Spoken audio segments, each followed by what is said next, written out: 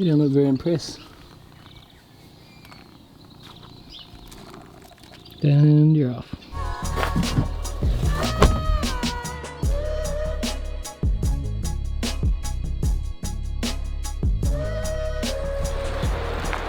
So we just left Martinborough where we stayed last time, and that river that you just saw on the drone shot is right here. Really nice, eh? Yeah. This is actually Greytown, which is 15 minutes away from Martinborough, and we're here for the morning.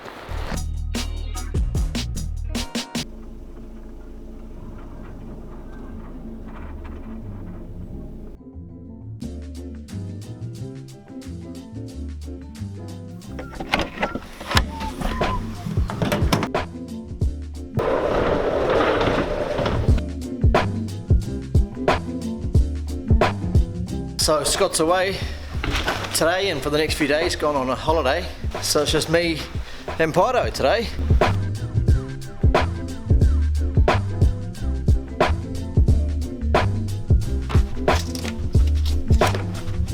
What are you doing, Pido? Oh, just a little bit of ceiling work, mate. Bit of ceiling work. Pido's been putting the panels in the ceiling yesterday. So up in here, these are old plaster, quite squishy plaster panels from like 100 years ago or whatever, but Pido's putting 13mm jib cutouts to fill those spaces. 2 more to do in there, and then because I didn't film any of that yesterday and put a time lapse on, which Scott will be very disappointed about, we're going to get a time lapse of him chucking the ceiling up here.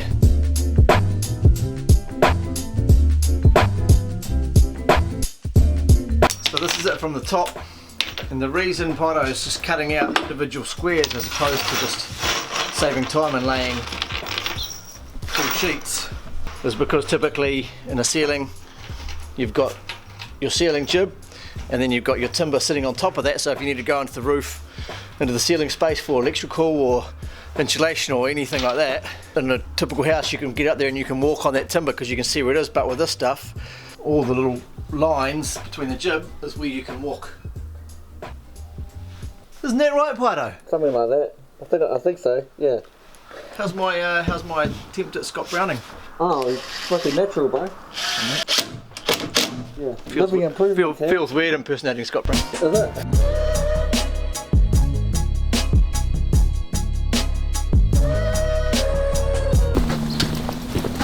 Thought I wasn't going to see you today, Rich. No, why not?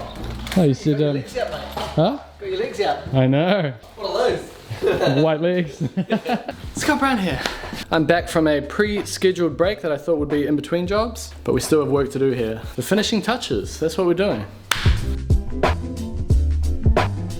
Alright, so we've got a fair few things to do. Got, you know, bits and pieces of plasterboard and cables to run down. Bracing to be checked by the council. And other than the very final inspection, that's the only inspection. Jib everywhere, and then wardrobes. And we've got MDF to put over this plywood. Pretty much a repeat of what the plywood is, just a more paintable surface. And we have the plasterer arriving tomorrow to start plastering everything as well.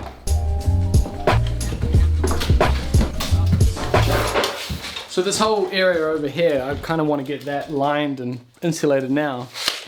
And then I can do all the jams and everything for all the wardrobes.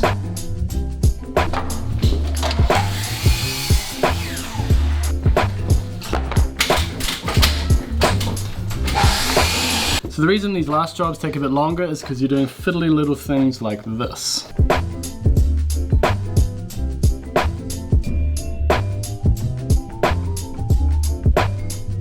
So all these blocks did was block off the wall space from the ceiling space.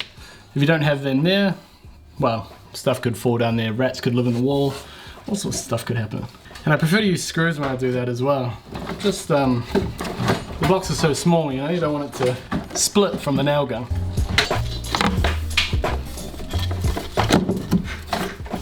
And then this part here, there's already a ceiling above here anyway. But this part's just to take the plasterboard at the top of the wall. You probably already know this. You see the big stuff go up and you look like a superstar, but it's these small things that take time.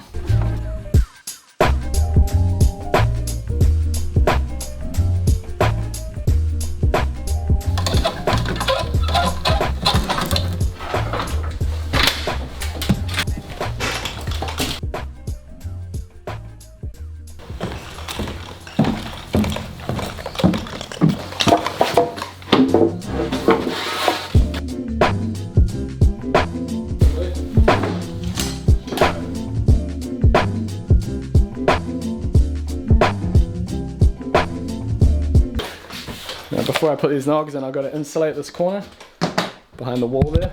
And Richard here, while I was away, he stole one of my hinges. Look at this. Hinge, hinge, no hinge. What he's done is he's put it here into this stack of plywood, and it's so if you want to cut some insulation, you drop your insulation in there, and then boom, straight edge. Lift it up. Amazing. So I think I can forgive him for stealing my hinge. That's a pretty good idea. I think he got it from Carpentry by Ma. I'll put it here if I'm right. On Instagram, so check him out. He's got loads of tips if you haven't already followed him. He's got a great page on Instagram.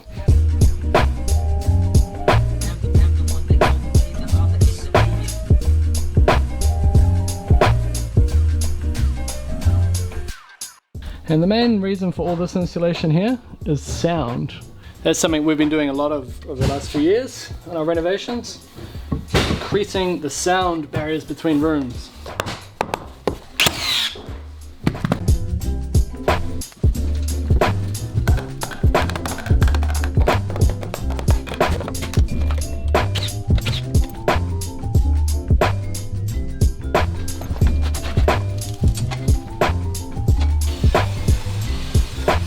So part of what takes so long at this stage of the job is the fact that nothing is straightforward.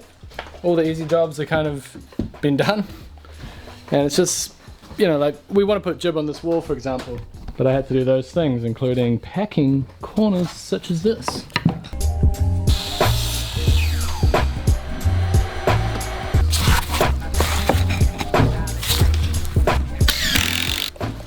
See, what was that? 2 minutes to pack that? 5 minutes maybe? But you have to do that many times over, because we're doing this wardrobe system in each room. How are the ceiling panels looking there, Pato? What do you reckon? That looks good from here. It's a good idea, eh? Get some wallpaper on? No one ever know. Nobody will ever know. Well done.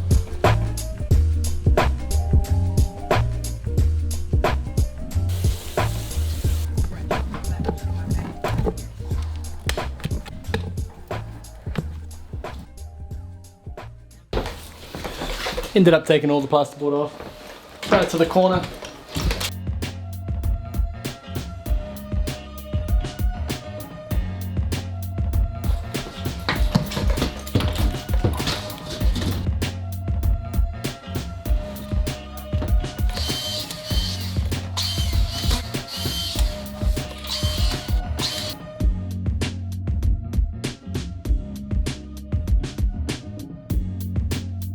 Woo.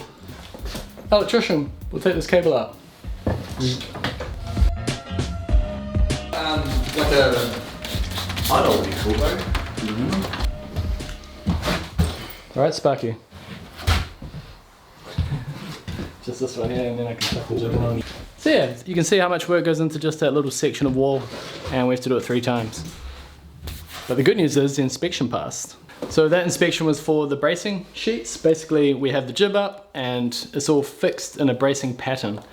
And a couple of the sheets are blue, and that means they're noise line / brace line. They're denser, so they're better at providing lateral strength to the building. So that's all the inspector was looking at.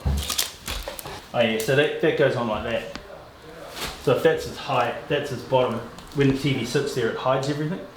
I'm with you. It hides everything. Are you still happy with your TV? Yeah, it's awesome. Yeah, your TV setup? Yeah, fuck yeah. So some people may not know that Gilly's house is the house where we did the floating shelf with the TV on it and the plywood wall and everything. And he's a very happy customer. And nobody's jumped on it yet. I built it as if a drunk person would sit on it. It's got the Ultimate Edition Star Wars. Yeah, Stuff. it's solid, bro. Starship sitting on it. So it's solid as fuck. So as the designer of that TV setup, I think you're the expert, and we have the right person to do Well, this. this is different. Yeah. Yeah, no floating shelf this time. And now the plug's gone. This is pretty much ready to plaster.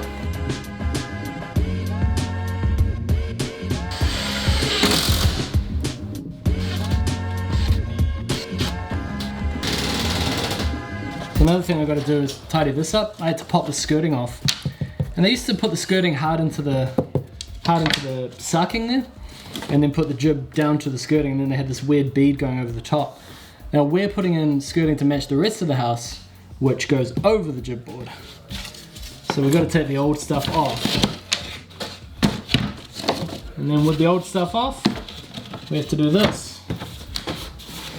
Put those packers in properly and then put the jib on.